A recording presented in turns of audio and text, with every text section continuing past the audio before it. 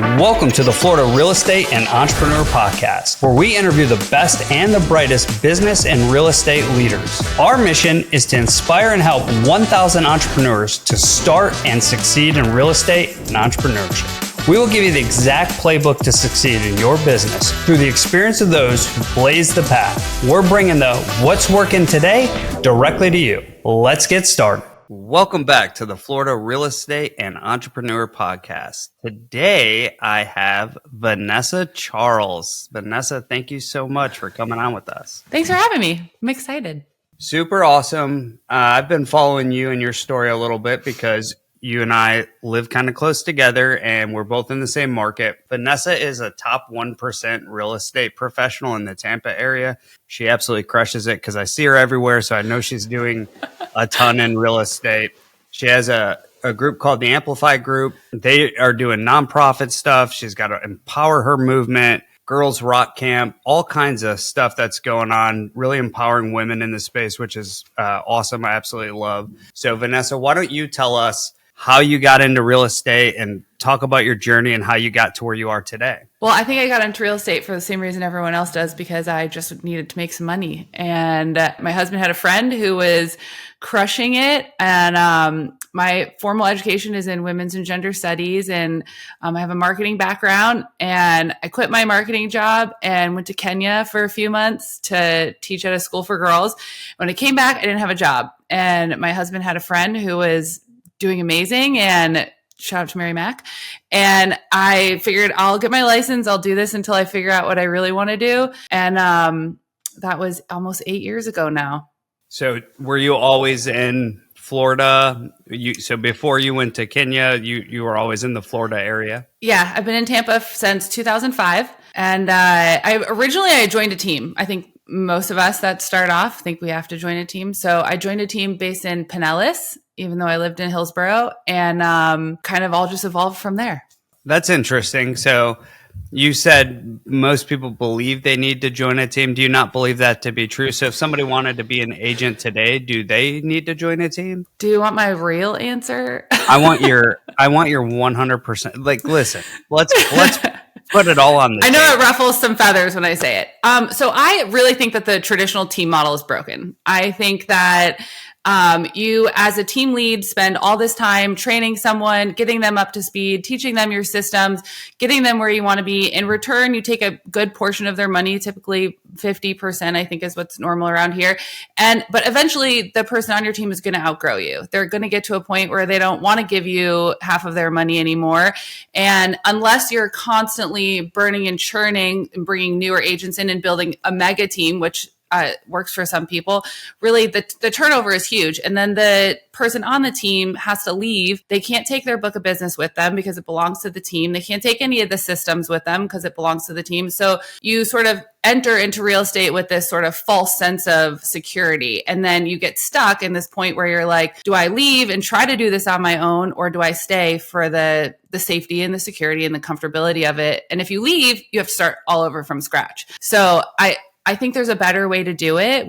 We're kind of working on some stuff ourselves, but no, I don't think it's the only way to get started in real estate. What do you think is better? Because I would tell you that new agents are like, well, I don't even know how to fill out a contract. I need training. I need support. Yeah, for sure. What is better? I think so. Something that we've been trying out with our team is sort of like a graduated system to where you come in, you work with us, you're on a split for the first however many transactions we agree to, depending on where you are, and eventually you work your way out of that split. So I'm not investing all of my business into you, needing you, relying on you to build my business, but also at the same time giving you the support you need and sort of handing off some of the stuff that I don't want to do to somebody that's newer so they can learn at the same time, but not creating a system or a situation where they're stuck forever. I'm a little bit of I am a licensed agent, but I'm not like a practicing agent. I have my license for various other reasons. I'm an investor primarily, but I came into the agent space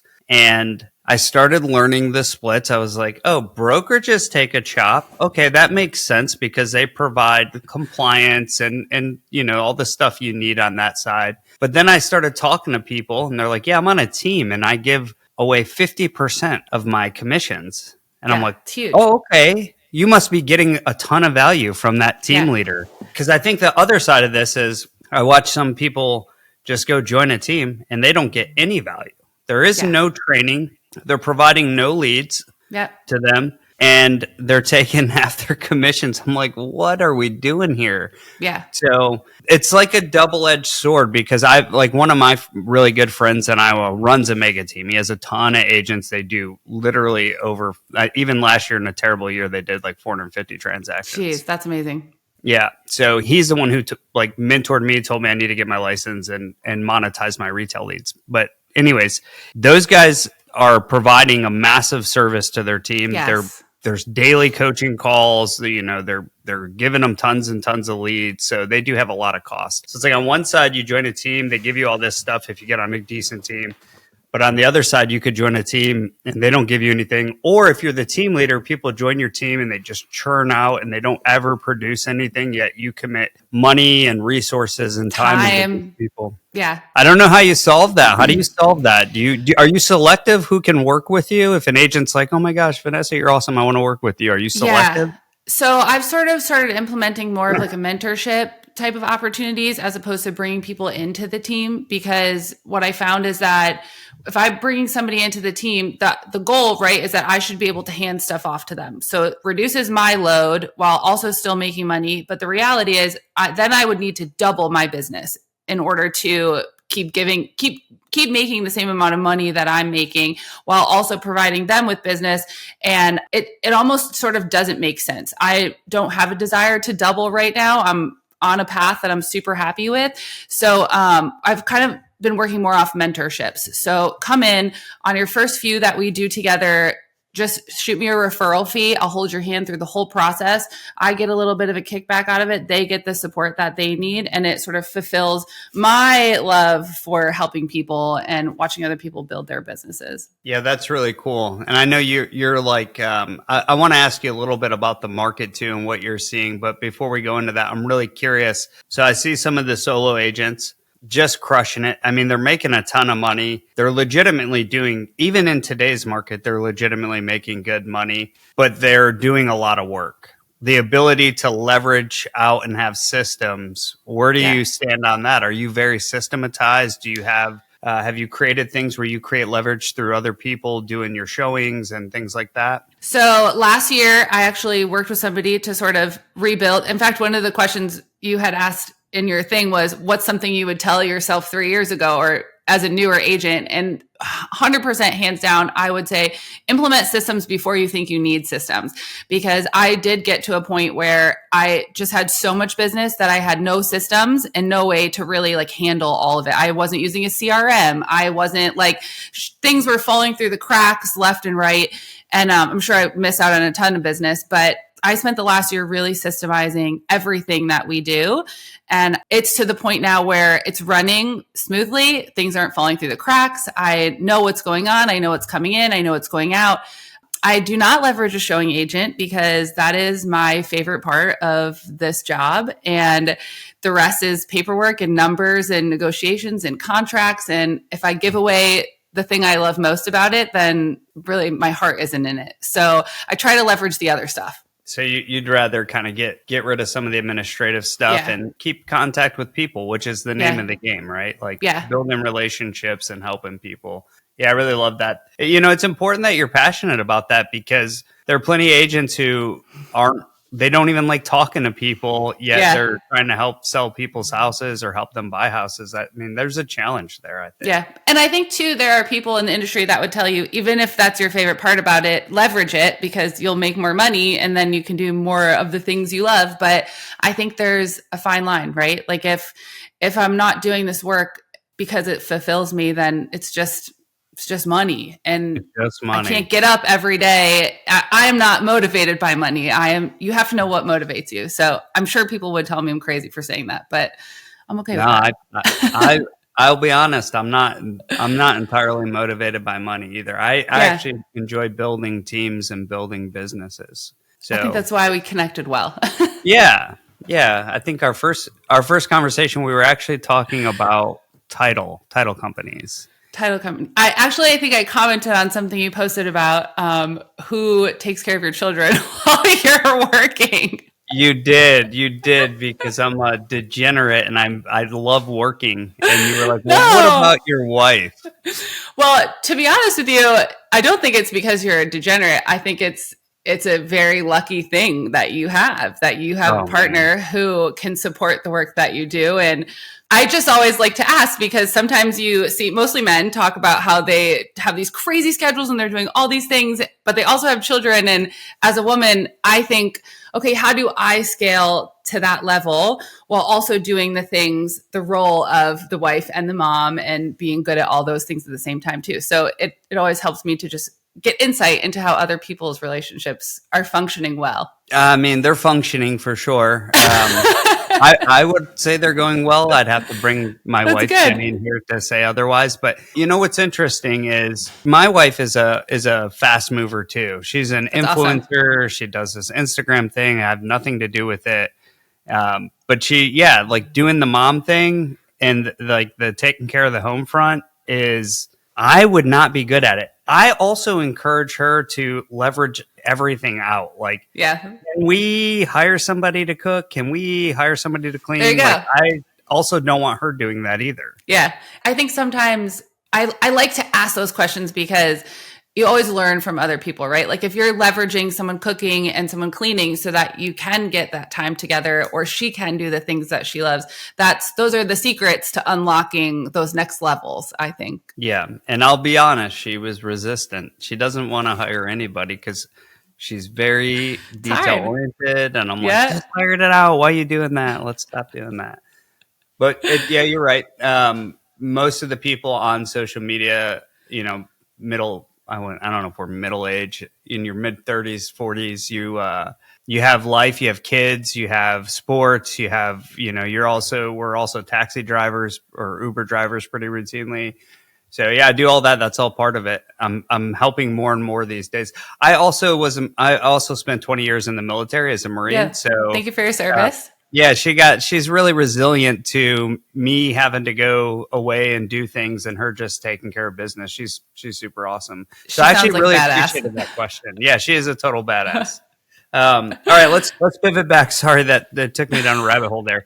Let's pivot back because 2022 hits. It's the summer of 2022. Interest rates skyrocket and they just go up all the way through October of this last year. So it topped out at about 8%. You're on the ground. You're an agent. You're coming out of the best 2 years of anybody's life being an agent.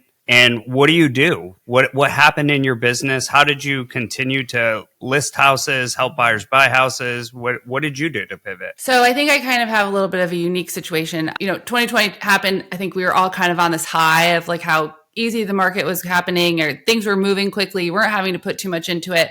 Early 2021, I lost my dad to COVID during the pandemic and kind of just took me to my knees. And 2021 was actually one of the worst years I have ever had as a real estate agent. And I was just basically in survival mode.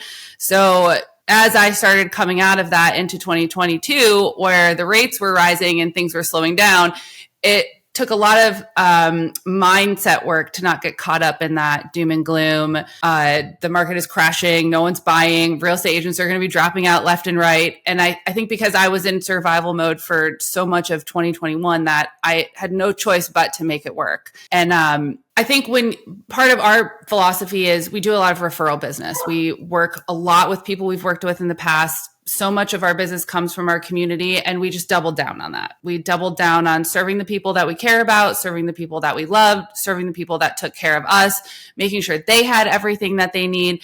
And 2022 is actually one of the best years I had ever had as a real estate agent, which was I can credit to our community and the sphere that we've built in the Amplify Group. Yeah, that's really incredible. So is everybody in that group in the same area in the Tampa? Is this all Tampa, St. Pete, like Pasco County people? Yeah, I do. We put a lot of effort into nurturing our relationships with other agents in the area. And I think 21, 22, a lot of people moved here. So that played out well for us in terms of staying connected with those people. But I think at the end of the day, people still needed to buy and sell. The reality is that the only people who needed to buy and sell were the people who needed to buy and sell. It wasn't just choices or for fun anymore. So doubling down on how we helped those people and helping them see that it wasn't the end of the world, that there were still options for them, I think really got us through that. Yeah, that's awesome. I mean, obviously there's a lot of agents who do lead generation. They pay for leads. They're calling, they're putting mailers out. There's so many ways that you can get business, which is why I laugh when particularly new agents are like, this isn't working. I'm like, you're not working. Yeah.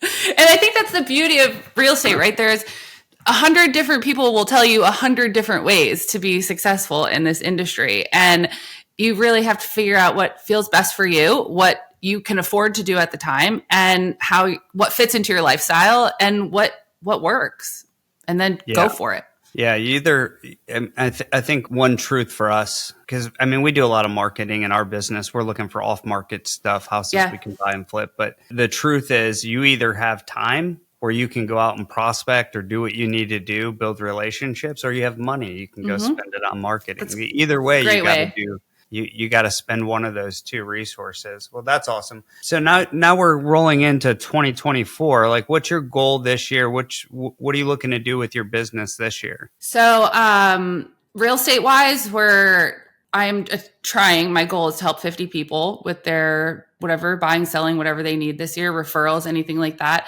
The past 2 years, we've done just about 40 and, or I have. And in the past, hosted this event called Amplify, and it was basically just for women in business, female entrepreneurs, on how they could get a bigger life, bigger impact, bigger income out of what they were doing. And this year we're bringing it back just for real estate agents. So Q4 in September, that's kind of like my big passion project this year, is to bring that back so we can double down on helping more real estate agents get the life that they want out of this industry. That's amazing. Where will you guys hold this event? Do you know yet? Yeah, in Madeira Beach at the West Events.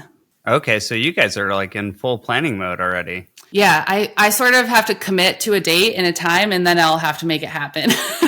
That's perfect. Yeah, that's the way all good entrepreneurs get stuff done. Okay, just build the parachute on the way down. Yeah, exactly. Amplified. There'll be an amplified event. Is it only for women? Can guys come too? Yeah. Yeah.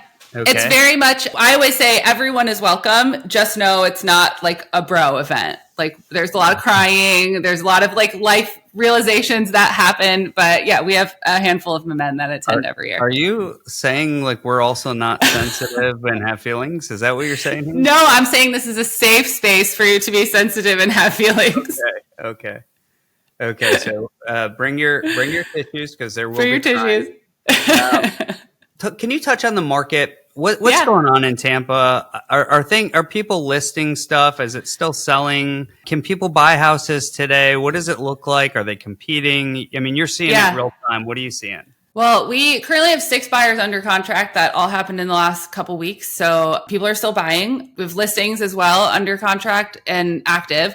I think what happened, I was just having this conversation with Tina yesterday. I think what happened is they kind of built us up for this, like, the rates are coming down. Everybody get ready, get off the fence, get your pre-approval.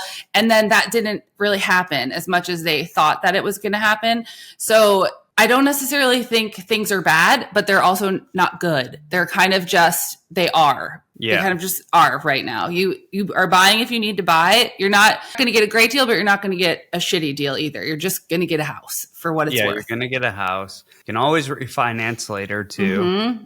If you need to move now, you can do that. Yeah, I'm a little bit of a economics and data nerd. I follow the Fed very closely, and the predictions going into December were the March rate drop was like 100% predicted happening, and then we got positive jobs reports, and the Fed responded to that, and they're not going to. I mean, March you're not going to see a rate drop. Yeah. Now they're saying July we'll see rate drops, but here's the reality. If you're going to buy a house, just buy the house. Just buy the house. There's so many ways. House. I think too, I've gotten a little sick of hearing people say, just date the rate, marry the house, because I don't think that's a realistic thing for some people. I think you fail to tell people it also costs money on the back end to refinance your house, and not everyone, especially in those 500 and below price points, have even closing costs to pay or cash to pay their own closing costs, let alone will have money in the bank to refinance in a few years. But there's so many ways now that you can get creative to buy down that rate and get them into something with a lower rate so that they don't get stuck. Right. And if you have a good agent who's representing you, they're probably negotiating rate buy downs. Yeah. Yeah, that's awesome. Oh, I want to circle back because Tina said something to me today. For those listening, Tina is now a mutual friend of Vanessa. Mine was just Vanessa's friend until I'll share. To her. Yeah, and really incredible lady. But she as she was talking about what you guys are thinking about building, what you're building for women, she brought up some numbers that really hit me. And it was like, 60 something % of real estate agents are women, but the investor community is like 70% guys, right? Yeah. So it's a bunch of dudes. And I had thought about this not from a male-female perspective, but from a real estate agent perspective. Why in the world are they not building wealth and investing in real estate? Like, you are looking at the market. You know what good houses look like. You know how to run CMAs. All you need to do is learn how to find deals at a discount, raise private money, and buy assets. Like, it's really not that hard. There's a lot of dumb people out there making a lot of money investing in real estate. So why are real estate agents why are more of them not investors? What's the big hurdle? Yeah, I think it's twofold. One, I think when it comes to women and not being investors, I think women are more likely to carry credit card debt. And it's just a fact that we do. And we think that we can't buy, including myself, we think that we can't buy investment properties if we carry credit card debt. Especially now, we know that Americans are utilizing their credit cards more than ever.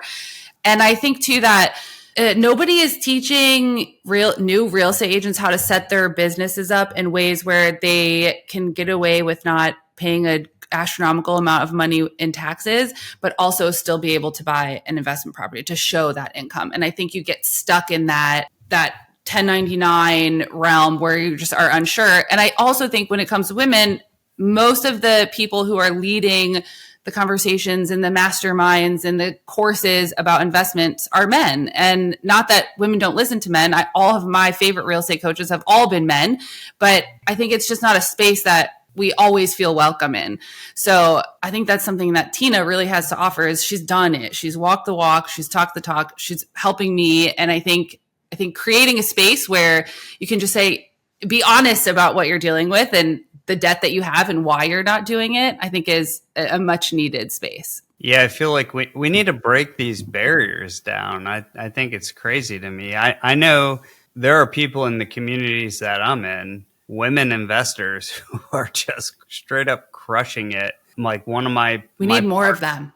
Yeah, we need more of them. Like I think what's really cool is I have a partner in a couple of my businesses. Her name's Lindsay. She's a sales professional. She does awesome sales coaching. She runs our sales department, all of our acquisitions, and I call her Lethal Lindsay. She's such a savage. But I know tons of women crushing it. Yeah. Tons of women. Yeah, I think we need to just see more of it. We need to see more of them in 100%. The limelight. We need to see them being more active leaders in the community. Yeah, and I think it goes back to visibility, which we touched on a little bit before we got on the call, that I could go into all the dynamics, but in short, there's a lot of things that happen to women when it comes to confidence and being seen. And if we can show other women who are doing this and being successful at it, more women will want to get in it. I think that it's hard to be something that you don't see. And I also think that there's a really awesome book called The Wolfpack by Abby Wambach, where she talks about how for our whole lives, especially millennial women and Gen X age women, there's only been one woman at the top, like one woman in the C-suite, one female CEO, the first woman to do this, the first female vice president, that we kind of get stuck in this. Well, there's only a spot for one of us. And if she gets there before I do, there's no room for me there. And I think it doesn't have to be lonely at the top. I think there's room for all of us to get there. And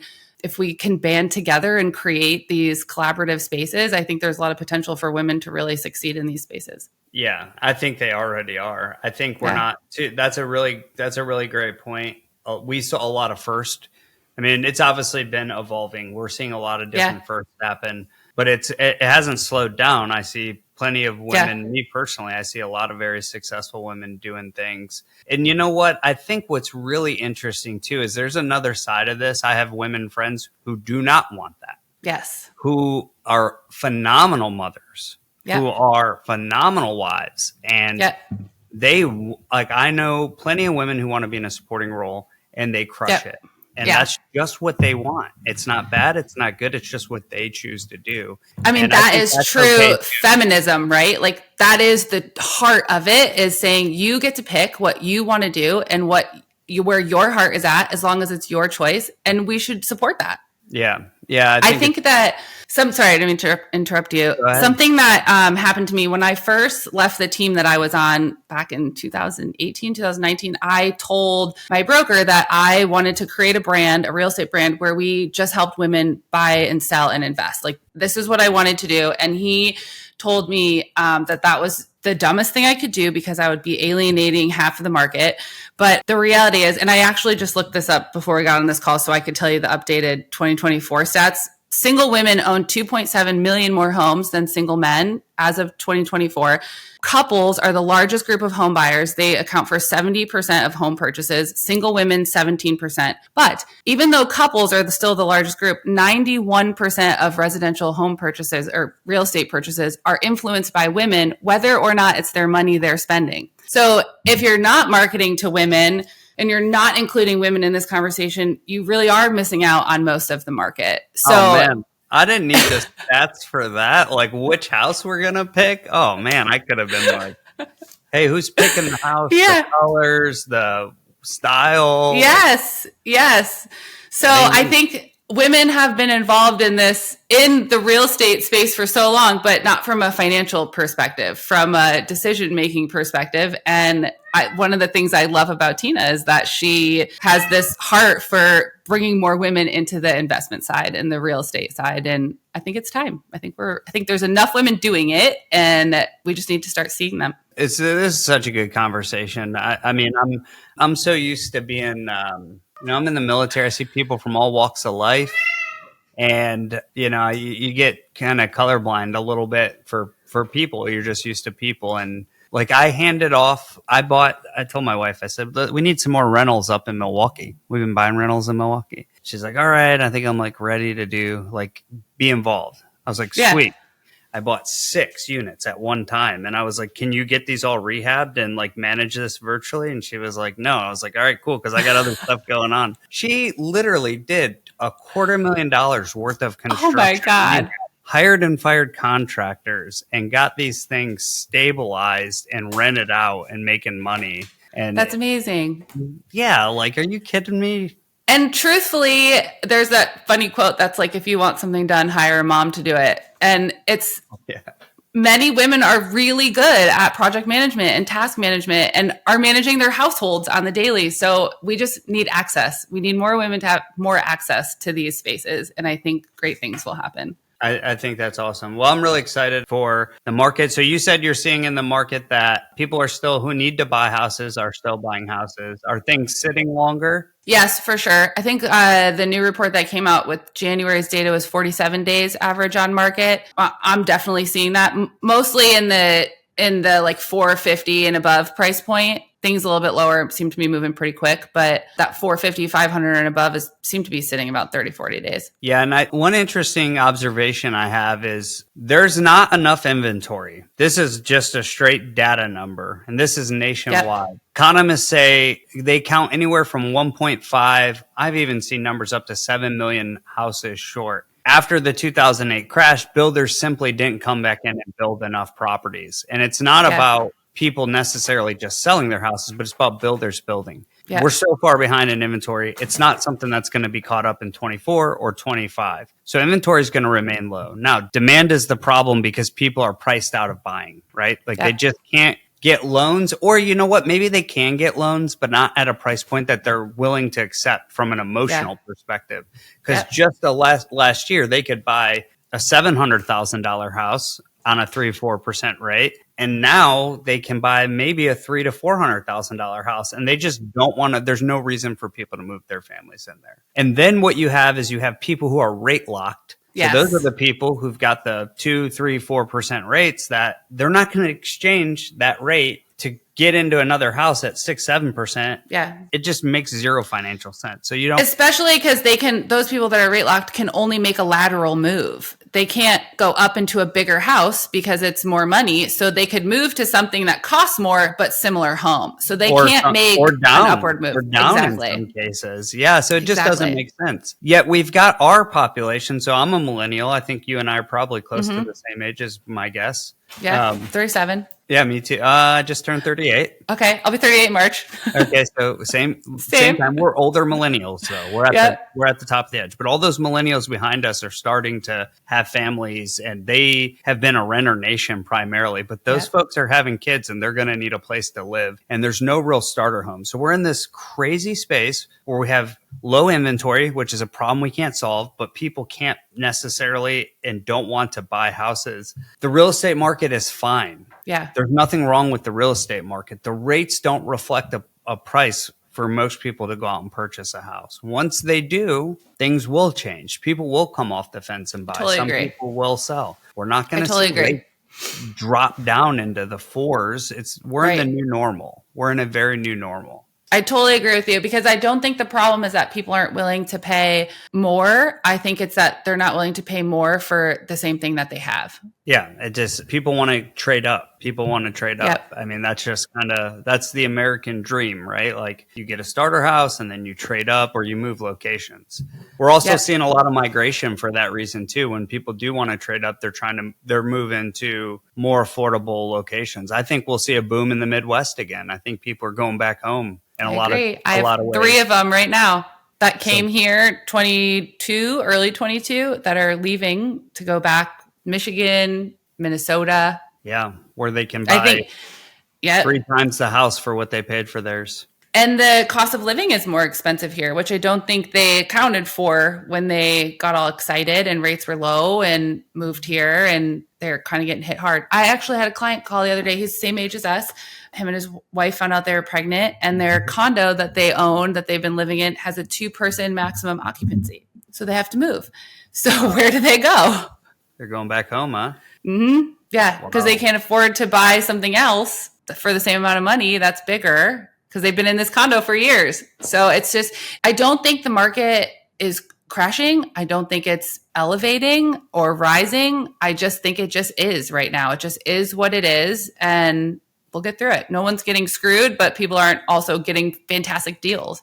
Yeah, it is. It is what it is. That's the best way. It's not going to look like it looked the last 10 years. It's going to look different. It's just going to be what it is. So we'll see what happens. I like the numbers and the economics of things. I don't see a recession. There's no real recessionary indicators. It just kind of is. We're just where we're at. So, I agree. I am so happy that I got on this call with you today, because it's cool to get some ground truth. You're like in it, you're doing the thing, you're helping other agents, you're seeing all the facets of Florida and our market, and you kind of know what's going on. If people wanted to reach out to you or follow you, or maybe they want to work with you, or they need a great referral agent in the Tampa, St. Pete area, how can they get a hold of you? I'm on all of the social media at I am Vanessa Charles. Or you can email me. I am vanessacharles@gmail.com, or our website is amplifyrealestategroup.com. Awesome. Go find her on Instagram, follow her. Connect. I love to connect, so I'm always open to that. Out, and she does love to connect. That's how we got connected. I do. Social media. That's what it's about. All right. Thanks, Vanessa. Thanks for having me, Adam.